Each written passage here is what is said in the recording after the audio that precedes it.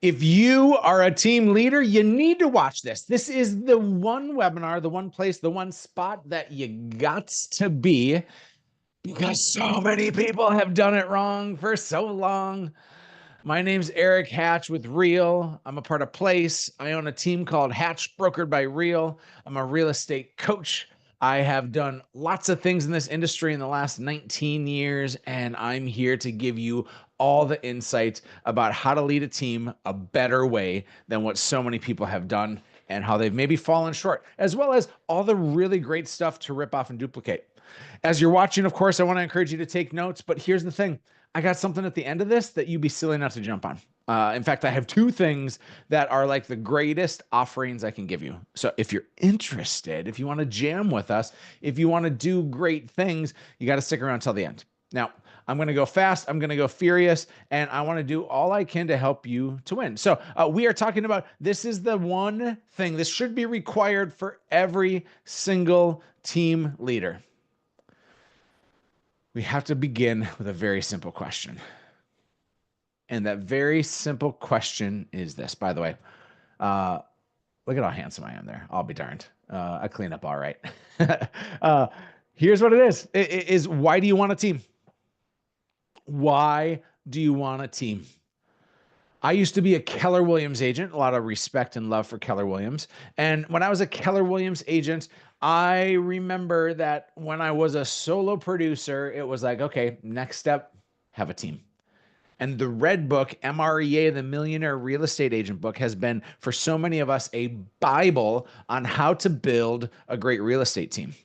You can build it to all these different levels and you can have all these things and you're going to make 40% profit and you're going to have the greatest life possible. And you're going to be this mythical seventh level where you never lift a finger again and you make 40 cents on the dollar for all the houses that are sold. I just don't know anybody that's doing that. That book had so many good foundational pieces, but boy, there were some swings and some misses. At least in my take on it, there were some swings and the misses because the question was, why do we want a team? I think there's three reasons that people want a team. Curious if this resonates with you. Number one, they want more money. Ooh, love that money. So if you want more money, having a team makes great sense. But does it? Number two is you want more time back. Oh my gosh, everybody's going to do all the work and you're going to have all this free time. Ooh, can't wait to have a team because I'm going to get my life back. That maybe happens, but not in the first few chapters. And those are the things, like, in fact, that's the American dream. American dream is not home ownership. American dream is I work less and I make more. That's the American dream. But I think the third one, and this one is the thing that resonated with me, this is what I felt the miss was with MREA, was I want to deeply impact and influence people's lives. I was talking to somebody a couple of days ago and I said, why do you want a team? And they said, I love community and I love rallying people together and helping them to recognize their greatness. Like, it was such a fantastic answer. And so if you want a team, I'm imagining it's maybe you want more money, maybe you want more time, or maybe you want more impact and influence. Regardless of what it is, we got to do it right. And I don't think MREA taught us the right way. Having done this for a while now, I think that there are some misses that I care to debunk here today. The truth of it all is that a team in the beginning, in chapters 1 through 7, is not going to make you more money and give you more time back. I'm going to debunk a traditional real estate team. I think traditional real estate teams are dangerous. And in fact, I don't think that most people should have large real estate teams. I think there's a few weirdos out there like me that do really well because you love the influence and the impact of it, and you're willing to sacrifice so much in order to change somebody's life and change somebody's stars. But I don't think that most people should have large teams. I don't. I don't think that a large team is setting somebody up for great success. That is, if you're looking to get more money and get more time. I think that we have to debunk that. I think that we're going to take this idea of a mega team and we're going to throw it out the window. And today, if you're taking notes, this is the first thing I want you to write down. If you haven't already jotted down some things, I want to introduce to you a concept called a micro team. It's going to change everything. Now, I want to share with you the perspective that I'm coming with because I've lived in a lot of different seats. 2006, I got my real estate license. I sold 0 houses my first year. I don't mean to brag, but it was a pretty great year. I was part time 2006 through 2010. And in fact, in 2009, I joined a real estate team and was a buyer agent on a team. This was when I got to understand what it was like to sit in that seat. A lot of us as team leaders haven't sat in the seats of being a buyer agent on a team. And so we maybe miss a little bit of that perspective. I was out producing, even as a part-timer, I was out producing everybody else in 2010 on my team. And so I went to the Rainmakers, I went to the team leaders, and I'm like, yo, can I want to ask for two things. Number one is, can I get a chance to get a higher split on the business that I'm bringing in? Because I was bringing in like 70% of the business myself. I'm like, can I get a higher split? And then I said, hey, can I start working listings? Because I was just working on the buy side. And their answer to both of those things was no, that's not how we're built. And I left that team within 30 days because I think that word no is so dangerous. I want to introduce to you my favorite phrase when it comes to leadership, especially on a real estate team. And my favorite phrase is this: yes, when.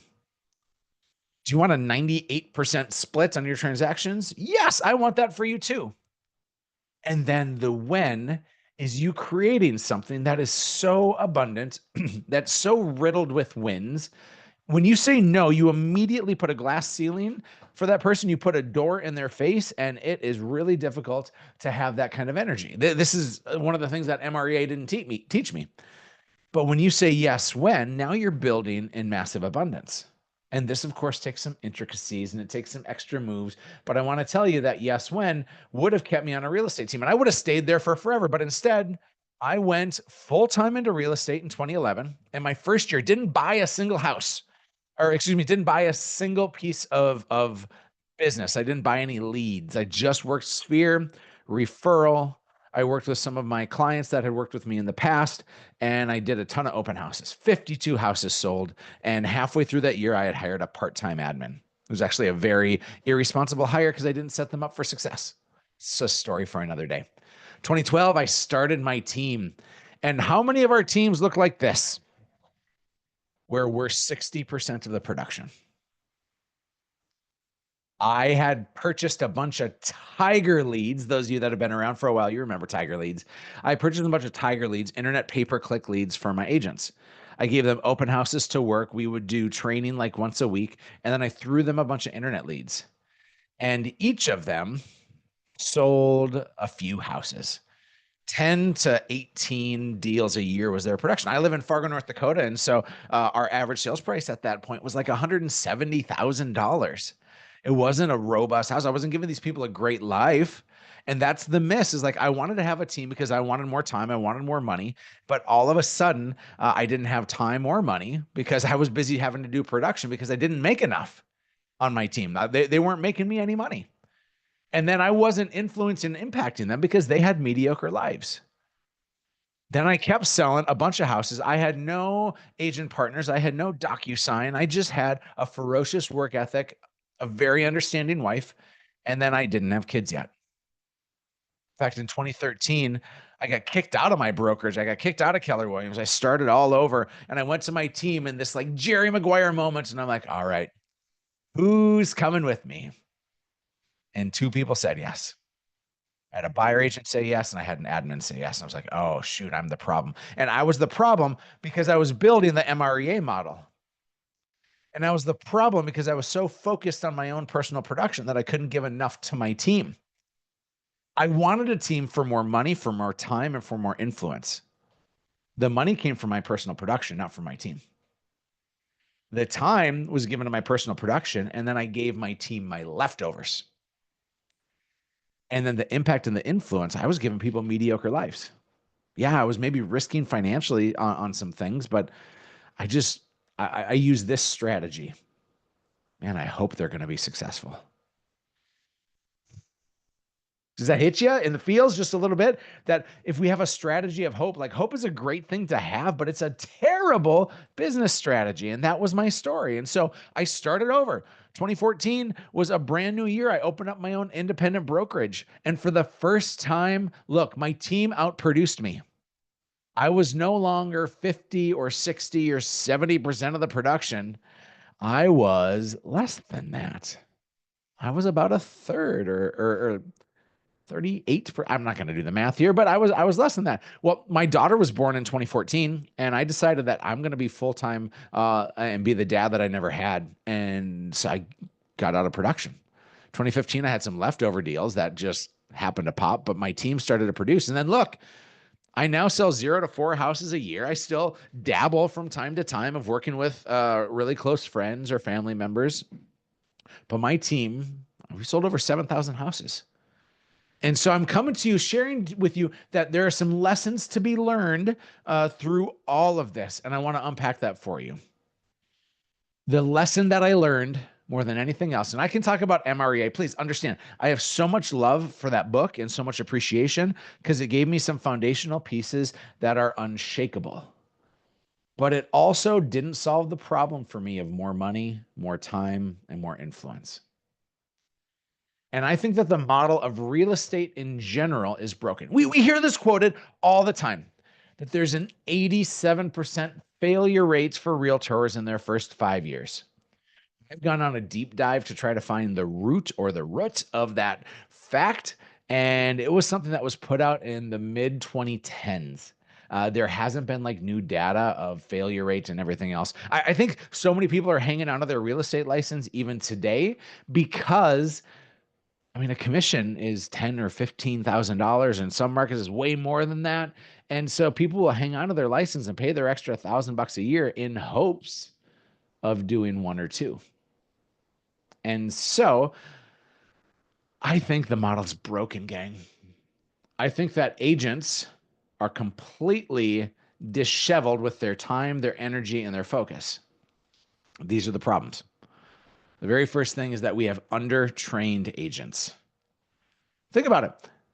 In North Dakota, the state of North Dakota that I live in, you have to go through 90 hours of continuing education in order to qualify for your real estate license. And you have to pass some tests. And those tests, as we all know, don't have any relevancy. And then immediately that person gets to sit in the same seat that I do. They get the same chance and they get a chance to charge roughly the same.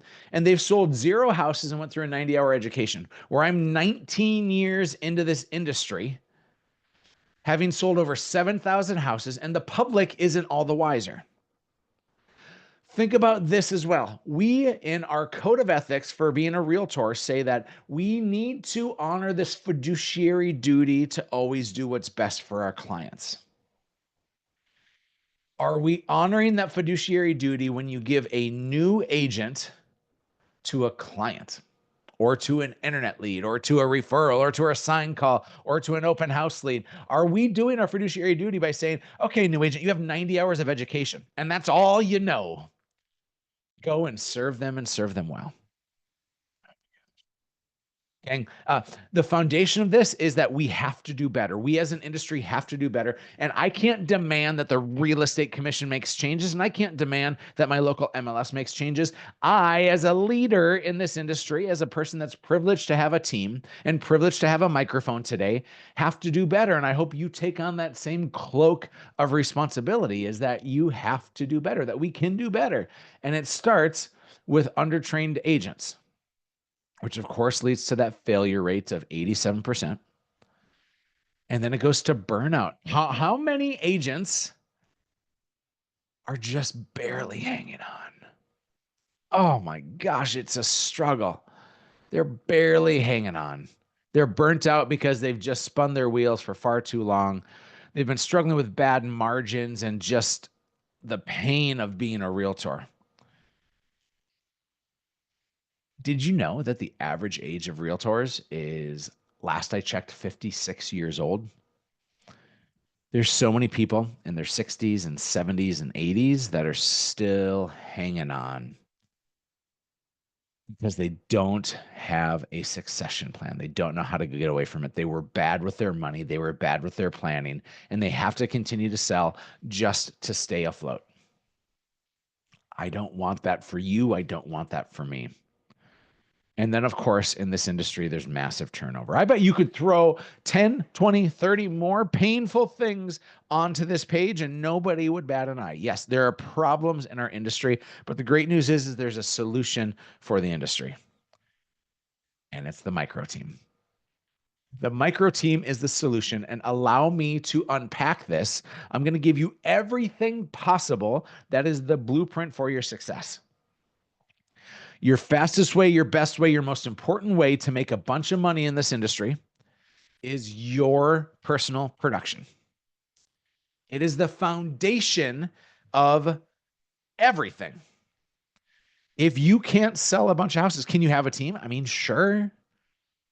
But the margins on teams, most teams that I see, if you take out the personal production, and what I mean is, let's say a $10,000 commission check comes in and you as the team leader were the one that sold that property.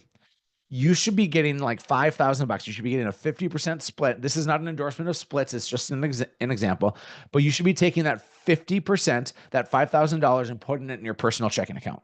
That's your commission for being the transaction guru, for being the agent on that. The team keeps the other 5,000 that sits in your business account. When all is said and done, the very top line number that we're looking at is GCI, gross commission income.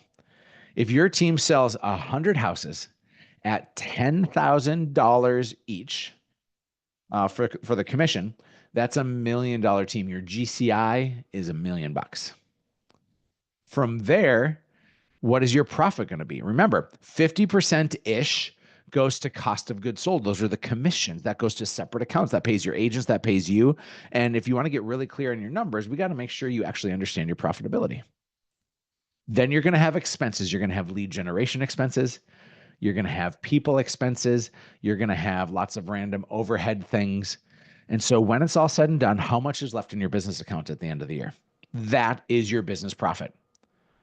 If you have $200,000 left at the end of the year, that means that your business made 20% because 200,000 into $1 million is 20%. That's how we figure if you're running a healthy business. And here's the truth of it all, is that most businesses, most real estate teams are being funded by the rainmaker. You're leaving your personal production, that full $5,000 or $10,000, you're leaving all of that in the company kitty. And when I run your numbers, and I've looked at thousands of P&Ls, and there are too many teams that are funding the team's health and success, and you're misconstrued on your numbers.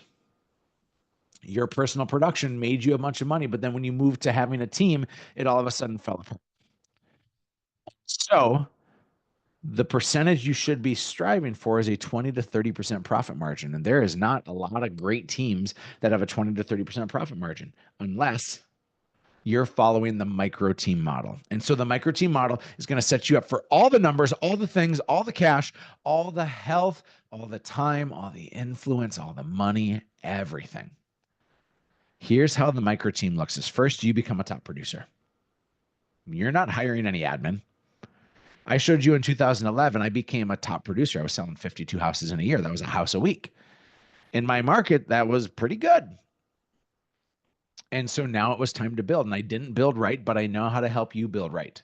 And so whether you're looking to start a team and you haven't even gotten down this path yet, or you're in it, you can reshape it and you can redo this following these steps. And so when you've become a top producer, I think for most people in a standard market, you're looking at the average sales price of between $400,000 and $500,000. That's an average market in the United States today as I record this in 2025. That means the commission check on something like that is about $10,000, give or take the percentage that was charged. And so if you're doing 35 or 40 deals, you're going to be bringing in top line $400-ish thousand. If you do 40 deals at $10,000 of commission each, that's $400,000 top line. but everything hurts at this point, right? Can we agree that if you're doing 40 deals a year without any leverage, without anything else, something's fallen. You're working a ton. Your nights and weekends are having you go crazy. You're not able to respond to your clients as fast as you can. And so you're thinking, I know what I need to do is I need to read MREA. I need to read the Millionaire Real Estate Agent book, and I need to hire a buyer agent. That's actually not what MREA teaches you. MREA says your first hire should be an admin. An admin. Let me be very clear. This admin, in my opinion, should be full-time, not part-time. Part-time, bad idea. Here's why part-time is a bad idea. If you hire somebody at 20 hours a week, they're not in cadence with you. They're not in rhythm with you. They are so distracted and need to get caught up in the 20 hours they are actually working. And so you're paying them for 20 hours, but you're probably only getting 12 because the 8 other hours are getting caught up and getting reacclimated. And there is just not a really great rhythm that comes with this. Some people in a position like this start hiring out like just a transaction coordinator or a listing coordinator. And I'm happy to endorse that and say like, yeah, that's really great leverage. But the thing I love about hiring that first admin that is in person, not virtual, in person and full-time is they are leverage for you personally and professionally. When you make this administrative hire, you got to frame it right. Framing changes everything. So if you're to frame this administrative hire, you need to be very clear that your roles and responsibilities are going to be both personal and professional. Their job is to take all the things that you're currently doing with inefficiency or that aren't dollar income producing activities. So think transaction coordination, think runner responsibilities, think bringing your dog to the groomer, think picking up some bananas from the grocery store so you can bring home, think listing coordination, think talking to contractors and helping to get homes staged and doing all those things. Because everything I just mentioned, that's not working with clients to help you get more at bats. That is working with busyness because busyness is a part of the job. And so this full-time admin hire should be in person. Now, let's be really clear. We have to have the math in order for this to make sense. And if the math is going to math, we should look to have a minimum of a 3-to-1 return on your financial investment. So let's say you hire this full-time administrative person for $50,000. That's a lot in most markets. But I want to paint for you a healthy picture. 50,000 when you factor in payroll taxes, maybe you're offering some benefits or a matching 401k. All in is a $50,000 hire for that person to do 40 hours a week of work. And I want to be clear, that 40 hours that they give you does not give you 40 hours back because you were sloppy and inefficient and not as detailed when it came time to work on those. And so your greatest chance is for this person to come in and to take probably 20 hours off your plate. But if the maths, if you get 20 hours back on your plate, you should be able to sell more houses, right? You should be able to do some lead generation. You should be able to do some prospecting. You should be able to do some more marketing. And I think with 20 extra hours given to the aforementioned, you should be able to sell at least 15 more houses. So you were selling 40 before you had your admin. Now that you bring in a full-time in-person admin, I think you're able to jump to 55 transactions. I hope you agree with me. If you don't agree with me, I can give you case study after case study after case study that a great admin should help you lift the load. So now, guess what? You're making $550,000 top line, and your expenses for your admin are 50. So that means you are sitting with a $500,000 GCI instead of the $400,000 GCI, but we haven't added more time to your world. We've added smarter leverage to your world, which leads us to hire number 2. It is not a buyer agent. It's another admin. I actually think this is the perfect spot for a virtual assistant. Hire number 2 is another admin. And I love a good VA. A good VA is going to cost you $10,000 to $15,000 a year. There's some amazing people that work overseas that serve so exceptionally well. I want to be clear. In my experience, the VAs that I've worked with take order really well and don't color outside of the lines, which means you don't necessarily get creative people. You're going to get people that will follow the blueprint that you provide. They are more order takers than they are order makers. And so the order maker is either you as the rainmaker or your other admin that's now supervising and leading this virtual assistant. But a full-time VA is going to cost you between $10,000 and $15,000 a year, which means if the maths and you want to have a 3-to-1 return on investment, you're going to have to sell 4 or 5 more houses. So now you're selling 40 houses and then the 15 and then the 5. So you're selling 60 houses and you're a 3-person team. The first admin helps you to breathe, meaning they're taking all of that minutia killing stuff off your plate. The second admin, the VA, and some of these responsibilities may be floated. The transaction coordination might be done for your VA. I'm not concerned about who does what. But this second person is now giving you the space to work on that honey-do list, that dream project, that extra client care, those extra outreaches, the extra marketing, the extra ideation pieces that have been sitting and stirring inside of you for so long. That, my friends, is a foundation that's unshakable because it's all built on your personal production. So now you're making $600,000 top line with expenses of about $65,000. You're working the same you were when you were working 40 sales, and now you're working 60, but you've increased your GCI by $200,000, and you've increased the take for you by about $135,000. Now we have a healthy business with healthy margins because it's fueled by your personal production. Zoom in. This is so important. When you make your next hires, you're probably going to underestimate how much you know and overestimate how much they know. Here is the oh crap of a real estate team. Here's the uh-oh of MREA.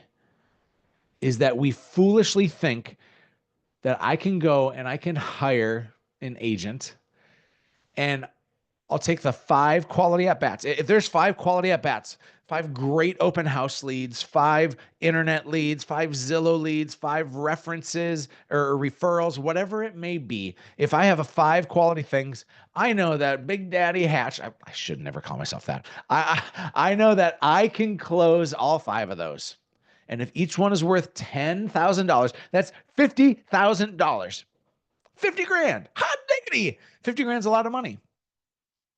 So I'm going to hire a buyer agent and I'm going to be in a 50-50 split with that buyer agent. So I'm going to give them those same 5 quality at-bats and they're going to close all 5 of them and they're going to make $25,000 and I'm going to make $25,000.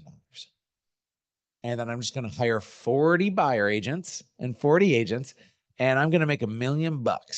Oh yeah. But it doesn't work that way.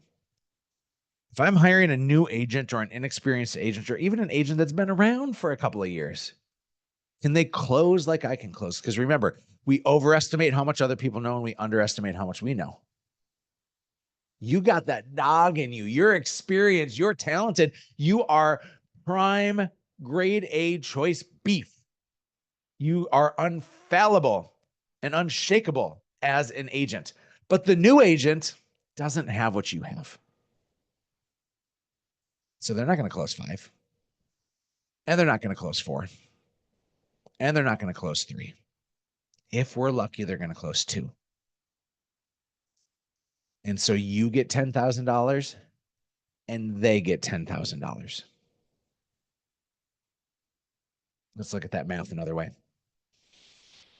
You said I just made $10,000. I think you just lost $40,000. I think that's the story. And if I say it that way, does that change your perspective on hiring agents? Because hiring agents is wild. I'll give you another side of the coin.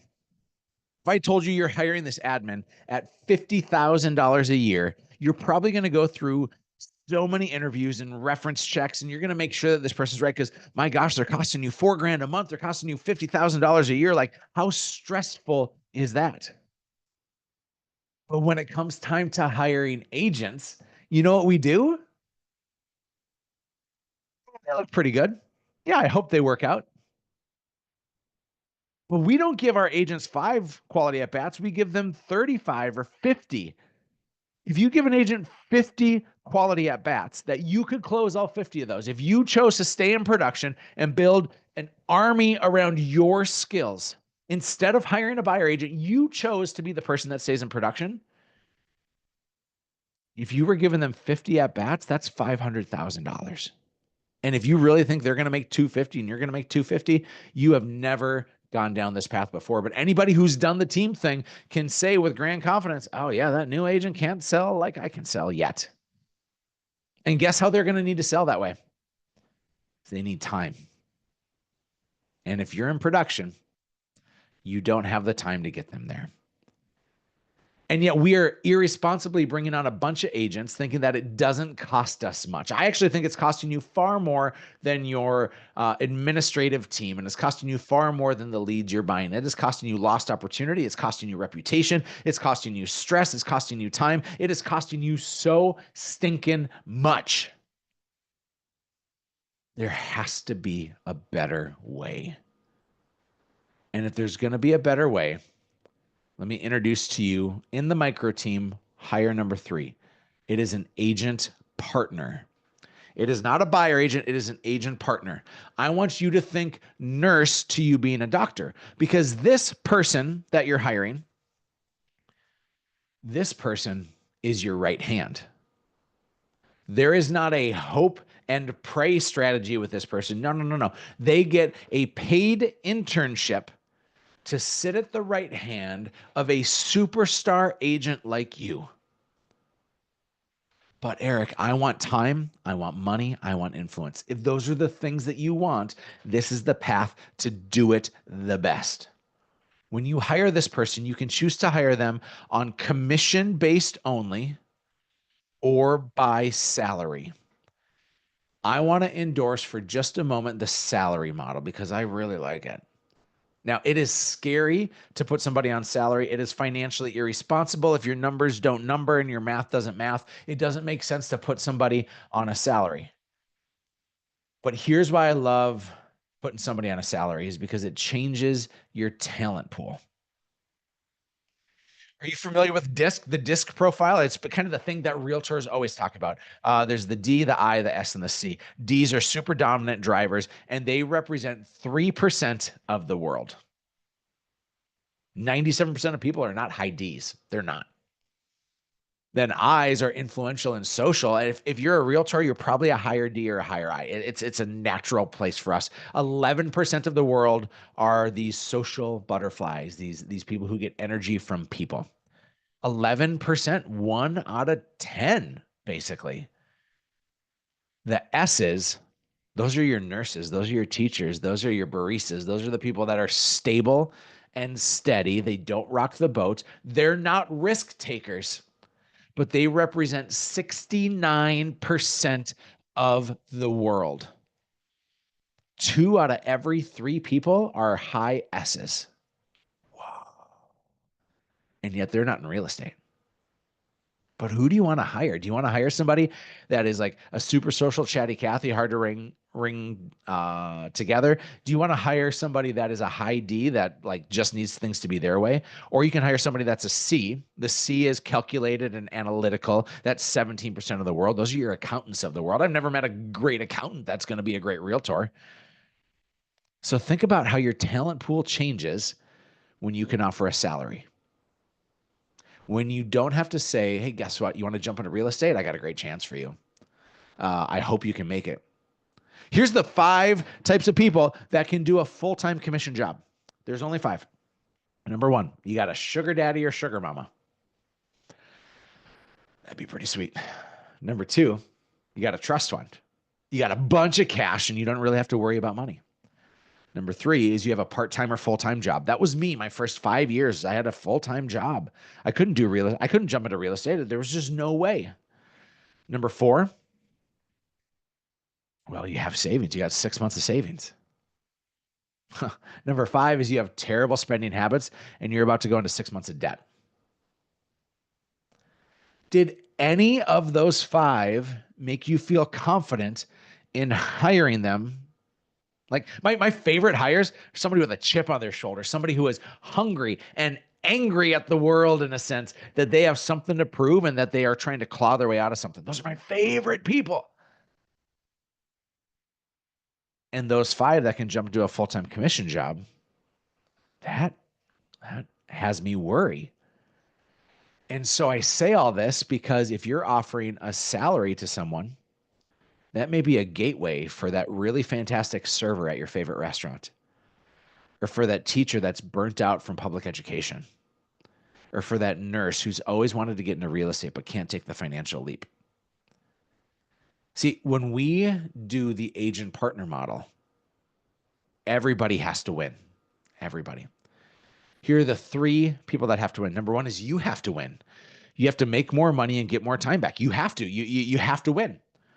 Number two is the client has to win. They should get two for the price of one. It's no longer giving that brand new agent full autonomy to be like, hey, go and take care of that person. We have our fiduciary duty that we should not violate.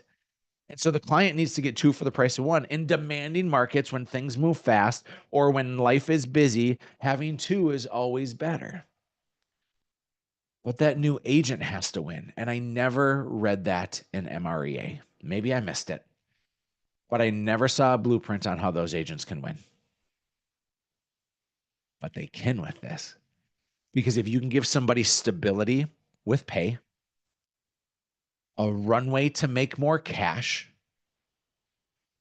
and the best training on earth, being an extension of a top producer like you, you've created an unshakable realtor for the future. And all of a sudden, that 87% failure rate becomes an 87% success rate. I've been doing this with my team and teams around North America for the last 10 years, and it is the thing. So if you choose to go with a partner comp model, there's a base pay that you give, a salary. This actually means that this person is a W-2 employee. They're not a 1099 independent contractor, which actually means you can work on controlling the time that they need to work. Why do realtors fail? Very simple question. Why do realtors fail? I think realtors fail because they're bad bosses. People get into real estate because they want to be their own boss, and then all of a sudden they're really bad employees and really bad bosses. They don't do a great job of following a blueprint and a cadence, and they're not consistent enough, and they're bad bosses, and they just let themselves off the hook, and it's just too much Netflix and too much inconsistency. But that can all change if the person's an employee. And please, if you're looking to go down this route, you need to make sure that you are paying the minimum, at least the minimum salary of what your state requires. That is so important to do. Then I like to pay commission. You don't need to pay any commission on it, but I think it's a great incentivizer and a great carrot to dangle. So you can pay 0 to 5% on any of the deals that they touch. So if they're working with some of your buyers, awesome. This also works on the listing side too. If they're bringing in deals, and I should have put this on here, if they're bringing in deals from their sphere, from their open house, I put 15%. But if they're converting something from my pond, from my database, I like that at like a 10% commission. Now, there's different ways to do this, and some of the teams that I coach and lead, they do this differently. But I want you to know that this works for you, the rainmaker, but this also works for agents on your team. Some of the most powerful teams in the industry have micro teams. They're mega teams. They're large teams, but they have micro teams on them as well. Here's how the team looks now. It's you, the rainmaker. It's one admin. That's full-time. It's a VA, and it's a full-time agent. that agent is going to help you to sell more houses, right? If you take the time that they give back to you and you're using that for lead generation and for client acquisition and for serving your database, like if you're just sitting back drinking pina coladas, that's not going to help you to make more money, but it's going to get you back more time. No judgment, but it's like I can't add more transactions to it. I think a great agent partner adds 20 deals to your bottom line in the first year, 20 deals. Now, they maybe are going to bring in a couple of those, and then you're going to be able to do more because you're staying in your area of genius. The hardest thing to do is to get somebody to work with you. This is a marketing job. This is a job in which people need to fall in love with you. And so here's what happens is you're now doing 80 deals. You were doing 40. Your first admin helped you to get to 55. Your VA helped you to get to 60 plus. And now your agent partner is helping you to get to 80. That's $800,000 top line. Oh, it's such good money. Do you know how many real estate teams are making 800,000 top line, or the rainmakers walking away with like $600,000? It's very few, because you get 50% on each of those deals automatically. 50%. If you get 50% of $800,000, that's 400 grand. And then if you have a business that makes 20% profit, 20% of $800,000 is 160. So you just made 400 plus 160. You made $560,000, all in the time it was taking you to do 40 deals. Most teams don't do that. Micro teams do, but almost every mega team does not do that. If you did choose to pay them commission, you're not paying them a base pay, you're not paying them a salary. You can see the commission here on the screen, right? 10 to 15% on the deals that they touch, and then 5 to 25% if they're procuring those deals themselves. But that, I think, limits a high S who needs stability, who can't jump in. I think it limits them from coming in. So you are limiting your model, but if you are scared of that salary, I just want to make sure that you understand there are other options, and to each their own. So what is that person going to do? Like, what is this agent partner going to do? I want to get really clear on their areas of responsibility. And the first thing is they're to leverage you. They are your extension. They are, again, the nurse to you being a doctor. Think about the last time you went to the doctor. The nurse built the relationship.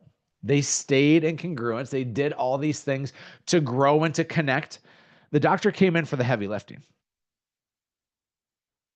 This is a change of giving that kind of responsibility to someone else, that relationship building, that showing of houses, that camaraderie piece. You're still in every text message because it's all three-way texts. You're still on every email because it's three-way emails. But you're only there as the doctor when surgery or heavy lifting or consulting is necessary. And so they're leveraging you, doing so many things to keep you in your area of genius. First they leverage, then they learn. You're literally going to be paying them to learn. If you want them to be great, and I hope you want them to be great, yes, they're going to be shadowing, but then there's role playing and trainings and videos and all the things that they need to be doing on the regular. They should be sharpening their axe every day. And then if they have extra time, if the first two don't fill up their entire day, they have extra time. And so it's lead generation from their sphere, from their database, in your database, working open houses all the time. I've seen agent partners in their first year bring in 10 or 20 extra deals just from their lead generation. Imagine if you had somebody working by your side and they bring you an extra 10 deals. What a cool gig. That's better than most agents that you're going to hire. That's so much extra opportunity. And so this person should be getting a ton of success for you. And now they're going to say, well, how does this all work? Let's do this actual. If you're doing 10K per deal and you close 30 deals a year, you keep all the money. That's $30,000. But you're going to work 50 plus hours, right? You have no leverage. Now, let's say you build a leverage out and you have an agent partner. They're going to help you to do 15. I don't even want to say 20. I think 20 is certainly within reach and should be expected in that first year. But let's say 15. So you went from 30 to 45 deals. That agent partner, if they make a 40K base and 5% per, they're going to make $62,500. How many agents in their first year make $62,500? How many? It's like That much? It's like such a teeny tiny amount. It's laughable at how little agents make. The average agent in the United States doesn't make 62.5. But your gross is now 387.5 and you're now working 30 to 40, 35 to 40 hours. You're working less and keeping more. And so what happens with these agent partners? Yeah, like they can start there, but are they going to finish there? Like, how do we actually build a larger team? Because the goal is to get you your time back. And I'm going to show you in just a moment how to do that. But again, we have to build the foundation of you making so much money. Money is not the purpose of what we do, but money leads to influence, money leads to impact, money leads to time, money leads to freedom, and money is the oxygen in our lungs that is so necessary to have. So, what's going to happen with this agent partner?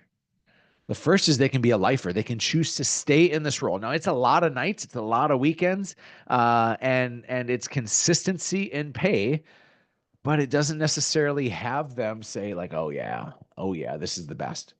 A high S might want to stay as a lifer, but a high D or I is most likely to want to leave that role. And by the way, if somebody is going to graduate from this role, you see that there as the option.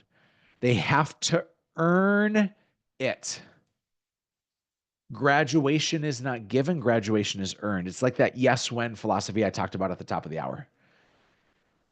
Everything is earned, nothing is given. And so if we can showcase that, so somebody can maybe stay as a lifer, maybe they want to graduate and they don't graduate to just be like an agent. They're graduating to be an agent on your team. When you give them those 5 at bats, you can with confidence say they're going to close 4 or 5 of them because they've been trained so well. And this is like a slingshot. You take them, you hold them, you pull it back. And when it is time to set them free, my gosh, they're going to go fast and far. Here's recommended graduation requirements for an agent partner. By the way, I don't like the language showing partner because it seems like you're putting that person in a box and you're not giving them value when you're introducing them to your clients. This is my agent partner. This is my production partner. If they want to graduate, it's a minimum of 1 year served in the role. They have to show competency, and that's left to your judgment. And then they have to procure at least 10 deals from their own lead generation efforts. Could be in your database or could be from their own sphere of procuring. But it's irresponsible of you to throw them off of this agent partner role if they can't show that they can feed themselves. And so graduation is earned. And so most people will say that they want to graduate off your micro team onto your larger team. But the empire builder is not graduating off your micro team. It's graduating up your micro team. They become you. They become you in terms of negotiation, in terms of working with inspections, in terms of handling all of the headaches. They get an agent partner to support them, but they become you. An empire builder, well, they're going to make 15 to 20% on each transaction. If they bring a deal to the table, 35 to 40%.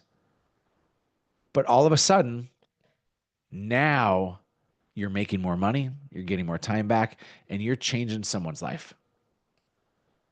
This is what life looks like if you have an agent partner and an empire builder. Because I think you're probably doing 100 deals a year. I broke this down into such simple stuff, but you're probably doing like 100 deals a year. But even if you're doing 45 deals, the things I want you to note is this: is your empire builder makes 90 grand. That's a great life for somebody that doesn't have to be a hunter. Your agent partner is making 62 grand. That's great cash. You are making almost $300,000 in gross profit, but your hours worked 10 to 15 hours a week. Sign me up for that 7 days out of 7. So what are you going to do as this happens? You still have a job. You still have responsibilities. You're going to be leading your team. You're going to be training your other agents that are on your team. You're going to be working with your admin. You're going to be overseeing your empire builder. You're still in a leadership role, but you're not in a production role. The thing of your production is you're going to shake hands and kiss babies. You're going to make people feel good. You're going to celebrate them. You're not going to hand off the relationship. You're going to hand off the responsibility. Please make a note of that. You hang on to the relationship, you dole out the responsibility. And your time at 10 to 15 hours a week is lead generation, shaking hands, kissing babies, and leading your team. So, this model, I guarantee, I promise you, is the thing of all things. If you do this with your real estate team and you haven't built it yet, this is going to be the way in which to build an unshakable force. If you currently have a real estate team and you have not yet built the agent partner model, you need to build it for you and your production. And then you need to find your top producers and introduce it to them. I have helped hundreds and hundreds of teams and agents to do this, and all of their life is for the better. If you make the right hire, everything in your world gets better. And all of a sudden, this myth of having a team, of making more money and getting back more time and having influence isn't a myth, it's a reality. And it doesn't take 9 chapters, it takes 2 chapters. Chapter number 1 is your production. Chapter number 2 is making the right hires in the right order. I told you, I got something for you. I got 2 things for you. In fact, the first is this. In about 30 days in Fargo, North Dakota, my hometown, is the greatest event of the year, designed for real estate teams and team leaders. Sales, marketing, leadership, and building wealth. I'm giving you a crazy discount code of $200 off our ticket. We're giving it away to you. This is the greatest thing on earth that you should be doing. So if you want to take this actually serious, if you want to grow your team, grow your world, we're teaching on this agent partner more and more on this model. We're giving you everything you possibly need to find success. But it's right here, right now. So don't sleep on this. Sign up for the Hatch Summit. If you, for some reason, don't scan the QR code, just go to our website, hatchcoaching.com. And the second is this, is if you want a free book, I bashed MREA. Because I think it has some holes in it. I wrote a new book and I wanted to give you perspective on what this is. This is the book that tells the story of building a team as I just articulated to you. And I just want to give it to you for free. You pay shipping and handling, but I want to give it to you for free. So follow me on the Instagrams at Real Eric Hatch, and you just need to DM me one word only, and that word is blueprint. Gang, I'm going to close with this, is that having a team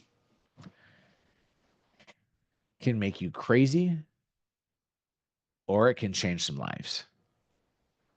And if you want to do it right, follow this model.